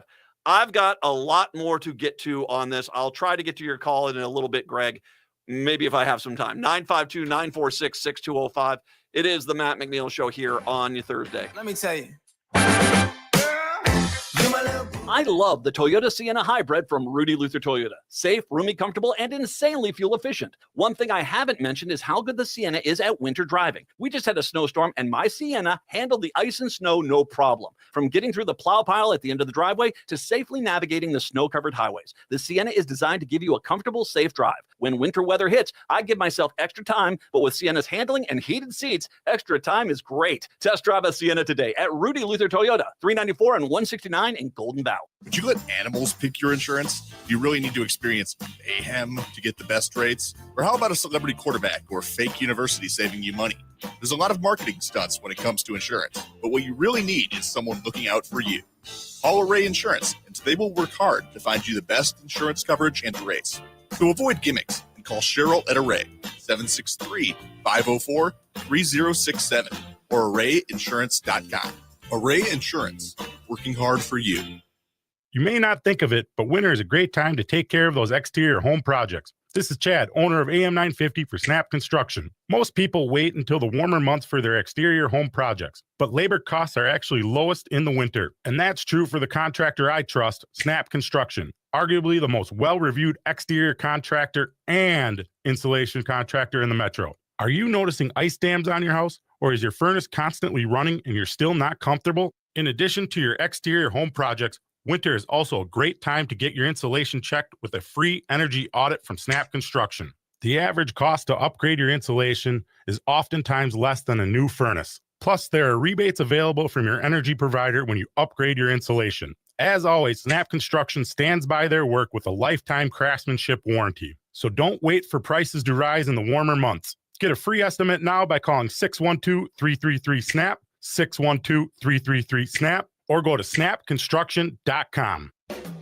Hello, everyone. I am Becky McNeil along with Tara Martini, hosts of Feels Out Loud, brought to you by Becoming Together Therapy and Wellness. This Sunday, tune in as we talk through the 5 languages of anger and how these show up in relationships. And if you have a question about anger, visit our website at www.becomingtogethermn.com or email us at contact@becomingtogethermn.com.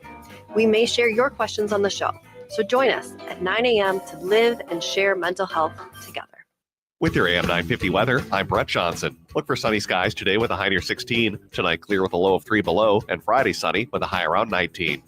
Since 1984, Cafe Latte has been a hotspot for American eats and desserts. Enjoy gourmet salads, sandwiches, and soups with a unique cafeteria-style setup. Don't miss the pizza and wine bar offering gourmet pizzas and over 30 wines by the glass. Explore the bakery for fresh treats. Located off Victoria and Grand, more at cafelatte.com.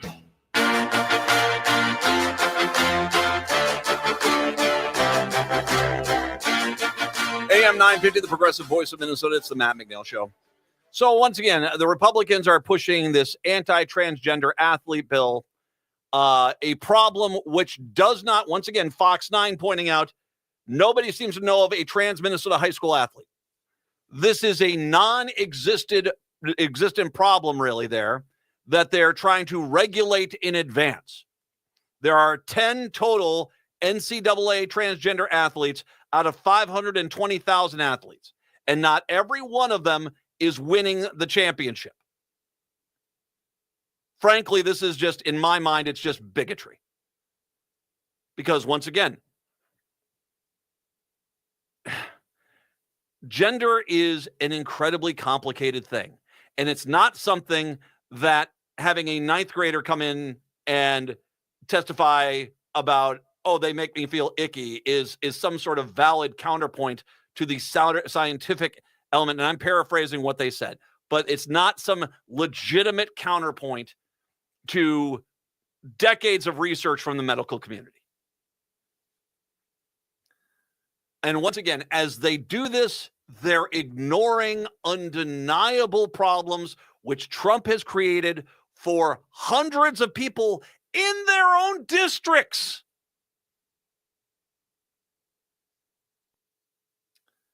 Now, I also want to call out the problem here. And it's something I saw with some of the trolls that all of a sudden popped up to try to take me down a notch, Matt. No. A transgender athlete is not just some dude putting on a dress and say, I'm a chick now, and going into a locker room and ogling all the girls. Now, that has not happened, period. That is the threat that they put out there. That you know, and in the sense being of a transgender, someone saying, oh, yeah, you clearly are a transgender athlete. There have been cases of non-transgender men trying to get access to young girls. And there have been many cases, as the stories point out, of people associated with the athletics who basically have violated girls. Two problems which the Republicans don't seem to be too bothered by.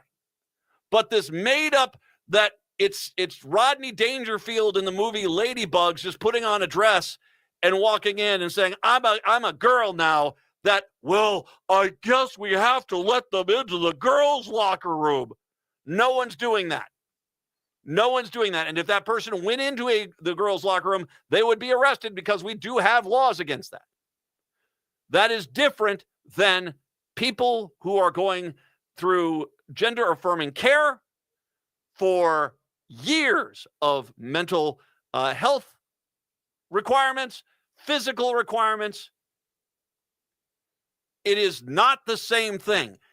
By your dishonest Republican standard of it's just some dude in a dress. Screw you. You hate mongers, you bigots. Dear Lord, are you broken people? And no, I'm not for people going into girls' locker rooms and violating the girls. But that's not what transgender athletes are. That by you trying to find the most slimy smear campaign description you can and then applying it to transgender people just shows you how broken of people you are. You're garbage people and your argument is a lie. And the fact is you have to lie because the real truth doesn't really coincide with your agenda. So there's those two things. It's not really a problem that's happening. And two, this whole argument is basically built on lies to smear campaign transgender people. I think we have to also talk a little bit about the toxic sports culture element of this. And I can say this. Now, I want to mention that the reason this is an issue is because of this idiot Riley Gaines, an American former competitive swimmer from Tennessee, swimming for the University of Kentucky, the 200-yard NCAA Freestyle Championship. Gaines tied for 5th place with the University of Pennsylvania swimmer, who became the first out trans women champion of the NCAA women's division. So they didn't win. They tied for 5th place. But she felt because she was tied. And once again, do I think Riley Gaines would have said anything if Leah Thomas would have finished 0.001 seconds behind them? No, I don't. I think Riley Gaines is a horrible person. I really do. I really do. Horrible person. I really do. I think that her personal feelings on this are going to lead to get people killed. And we've already had, as a matter of fact, a story out of New York of a transgender individual being tortured and killed. I'm not saying Riley Gaines had anything to do with that, but the culture of this country is leading us down a real dark path. And the people who are like, won't somebody do something? This is the greatest injustice of all time. What do you think is going? That inspires unhinged people to do unhinged things. So I disagree with her because I don't think she would have a problem with Leah Thomas if Leah Thomas had finished 0.001 seconds behind her. Toxic sports culture in this country is an untalked about issue. I saw it firsthand. You have parents to become a pro athlete, to compete on the college level. You are spending an insane amount of time, money, commitment to this process. Some sports are worse than others. Hockey is by far the worst just because you got to pay for the ice time. But all of them nowadays have touring competitive teams, rallies where you're going to be swimming against top-notch talent. You have to have a dietitian. You have to have specialized coaches. You have to have specialized gear. You go through specialized regimens. It is god-awful expensive. The days of a kid just showing up with, say, a bat and a glove and trying to make an NCAA team, no, they got no chance. Even if they are a good player, this toxic sports culture says, no, you can't bring someone in here that hasn't spent the money and time that we have to get to this next level. And this has nothing really to do with transgender athletes, but it's that feeling of when you finally hit that wall. I want to repeat. They finished 5th. This wasn't, they finished 5th.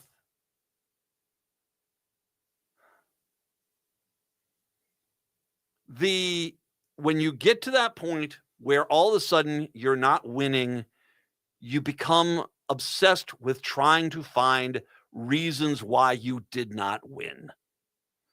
I see it. My son graduated college. There are some friends of his who went into sports in college who transferred from the school in the first year because they weren't getting the thing and went to another school and transferred to a different school. Been at 3 or 4 colleges, 5 colleges, because they're trying to find some way for them to find an angle to still keep doing it, because there's this toxic sports environment that kind of pushes people to continually go further and further. And then when things crash down, they have a tendency of lashing out. It wasn't me. The ref was in on the fix. The other team was juiced. The transgender athlete had an advantage.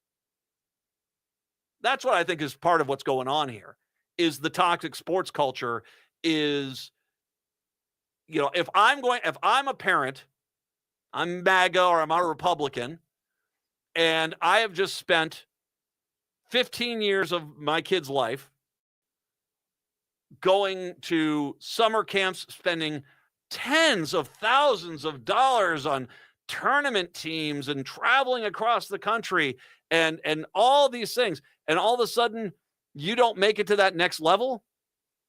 Well, that's toxic. Toxic sports culture comes out of the woodwork. And it's ugly, man. I think part of what, personally, and just my pure speculation, I think part of what Riley Gaines is upset about is the fact that she wasn't the champion, and so she's looking for the nearest thing to punch. And so the person that she tied with is all of a sudden the villain of the story. She didn't win either. Leah Thomas did not win either. But you see, toxic sports culture has a tendency of trying to create. It wasn't the fact that you just weren't good enough to do better. It was other things were holding me back. And once again, this is a non-existent problem.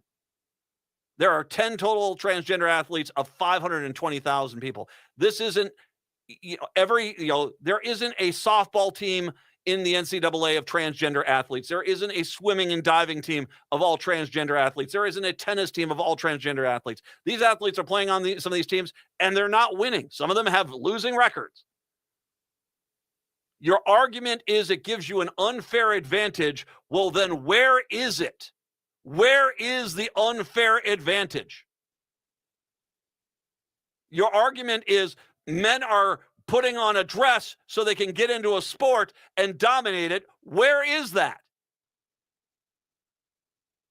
You see, reality butts up against your rhetoric, and you have nothing there. It's just hate and bigotry, toxic sports culture, a desire to find somebody to blame for your own individual failures. But it's the last thing I want to mention here with this story, which I think has to be talked about. Enforcement. I brought up toxic sports culture because I think that plays into the fear that we all should have about these bills that are out there. I want to remind you that Lauren Boebert and Nancy Mace confronted a woman in a restroom screaming she was transgender. And as they were getting ready to have a press conference outside the bathroom, talk about their violation, they sent somebody in there to visibly check the gender of that woman, which they found out she's a woman. And frantically, Boebert and Nancy Mace ran from the scene because all of a sudden their whole thing about we're going to hate these people blew up in their face. They were so committed to proving that this is a problem that they actually went out and harassed and led to a sexual harassment of an actual woman. Now, Lauren Boebert did apologize. Nancy Mace did not. How exactly are you going to enforce this? I know what you're going to say is, well, Matt, what they're going to do is they're going to have to submit their birth certificate, and that's the only way they're going to compete. See, no personal infringement on anybody. Yeah, no, I'm not buying that for this reason. I'm going to take a freaking hypothetical dive here, okay? say, let's talk about, let's bring this home for a lot of people out there. Say your kid plays on is a girl on a sports team for one of the suburban schools, whether it's Minnetonka or Wayzata or Edina or Woodbury or Maple Grove, Centennial, any of the schools. Pick your public school. And you go on a tournament out to a really red part of the state. And your team is pretty good. Your team is pretty good. And they go on out there and they take care of business. It wasn't really close. And then all of a sudden, you're being confronted by angry parents, the toxic sports culture stuff, saying, I understand you got these birth certificates that say that these are girls, but the way you just trounced all of us, it's clear you're all boys, and we ain't going to leave until there's an inspection. Think about that for a second. Say, I've got 2 daughters. Thankfully, neither of my daughters look like me per se. One looks like my mom, one looks like my grandmother for the most part. But there are times where, yes, indeed, I do see my face and my daughter's faces, my wife's face and my daughter's faces. That's the case. Say you have a girl who has a little bit more of dad's features. Happens. It's kind of what it is. Say you have that, a little bit of that. All of a sudden, here's some far-right, drooling, Republican MAGA idiot controlled by toxic masculine sports culture demanding that your daughter, even though you're not there, has to be inspected because I think those birth certificates are a lie. And do not think for 1 second that cab ain't coming down the street with its doors wide open. That will happen. That we have put together a list of girls that need to go into this room. And if they can find a woman to do the inspection, fine. But if not, they'll have the girls have to drop their pants for a guy to do a full inspection to see if they're really girls.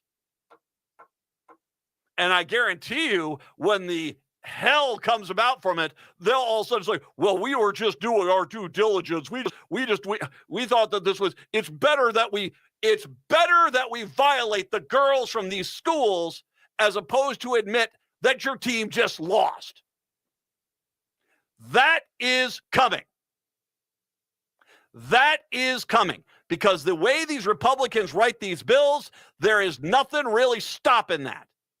And all of a sudden, you're a team and you can't get off the floor because the surrounding parents of the local team out in rural MAGA world insist that half your team are boys and that they have to be inspected.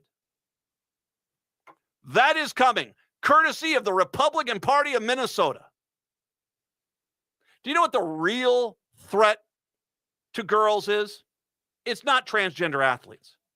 It's overzealous Republicans who are so determined to make their lie true that they will violate any girl they have to as long as they feel as if they're doing it for justice.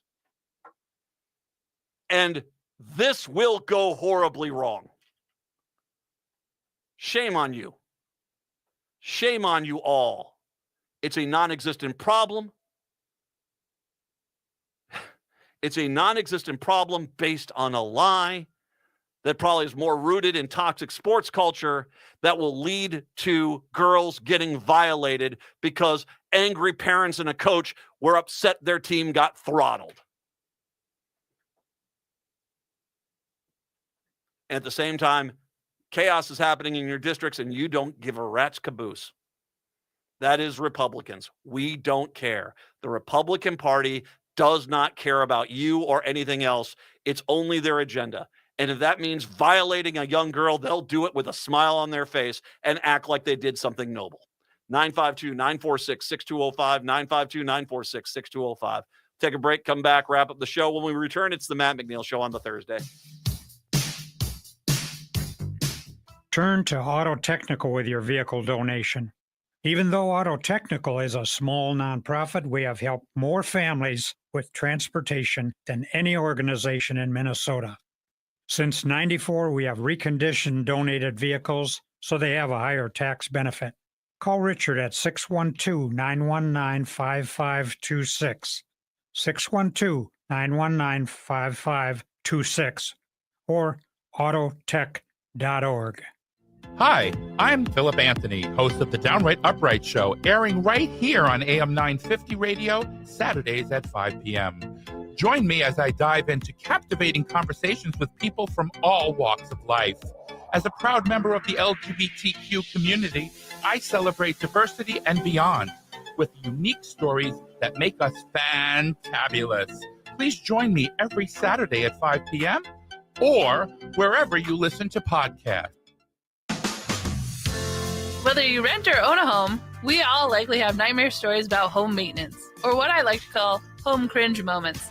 Join me, your host, Katie Shahan, for the Yarlow Home Cringe Show. See what home cringe-worthy stories we have for you each week as we talk with local home service pros. Learn best practices for winterizing your home or what to look for after a hailstorm. Listen to the Yarlow Home Cringe Show every Sunday at 2 p.m. or on your favorite podcast app. Experience a brand new musical bursting with imagination and surprises. In Milo Imagines the World, a wildly creative young boy spends his time on a crowded train car, imagining the lives of the passengers around him, and sees his dreams come to vivid life in the form of vibrant songs and energetic dance numbers, with tunes ranging from pop to hip-hop to country. You won't want to miss this stunning new production that the Chicago Reader called an absolute delight. Milo Imagines the World is on stage at Children's Theater Company through March 9th. Get your tickets today at childrenstheater.org.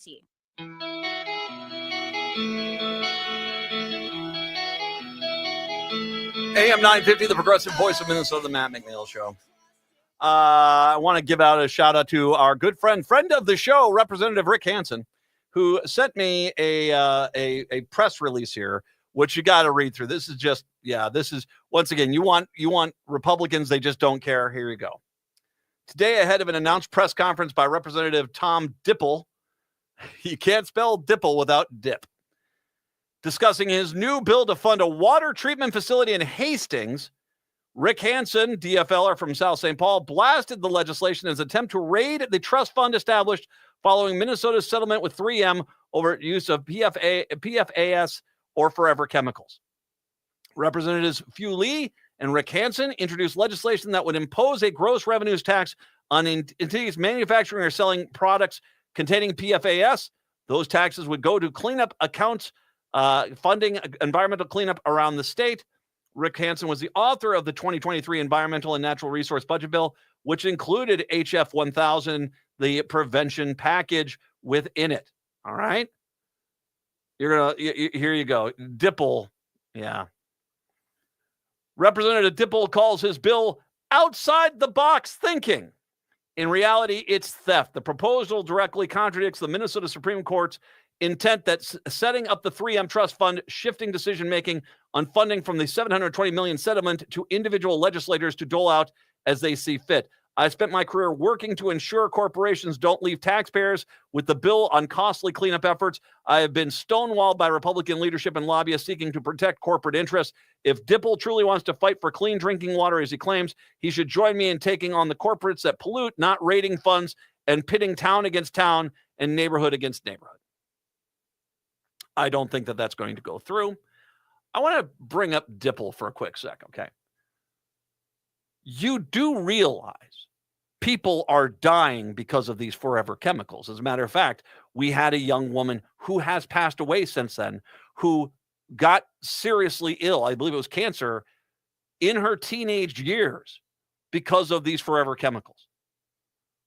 That is the case. And what you're saying is, screw those people. Some more kids can get cancer. What do I care about that? My district wants a water treatment plant. That's not, and even you yourself are acknowledging, once again, as you call it, outside the box thinking. This is just standard Republican. The Republicans can't stand that they can't raid funds for their own personal wish list. That is what they've always done, and they will continue to do. But it takes a pretty horrible human being to say, oh, no, there's definitely a lot of toxic forever chemicals spilled all over the place, and we need to clean this stuff up. But I don't care about those kids that will get sick because we didn't clean up those forever chemicals. I want something for my district, so screw those kids. They can die, as long as I get what I want. Because Dipple might not have said that directly, but he kind of did say that by saying that we're not going to clean up the forever chemicals that are giving kids real serious health problems. No, we want it for my own personal wish list. God, Republicans are worthless, aren't they? They are just worthless. And once again, I want to repeat, Dipple is probably one of them. Just in the last month, Donald Trump has dramatically hurt people in your own district. And you guys aren't even trying to help those people right now. They voted for you. These are your voters. And you could care less. But go, sure, fine. Go raid a Forever Chemicals fund. Dear Lord. Native Roots Radio is up next. We're back tomorrow. Till then, see ya. Hi, I'm Peter Solak. And I'm Adam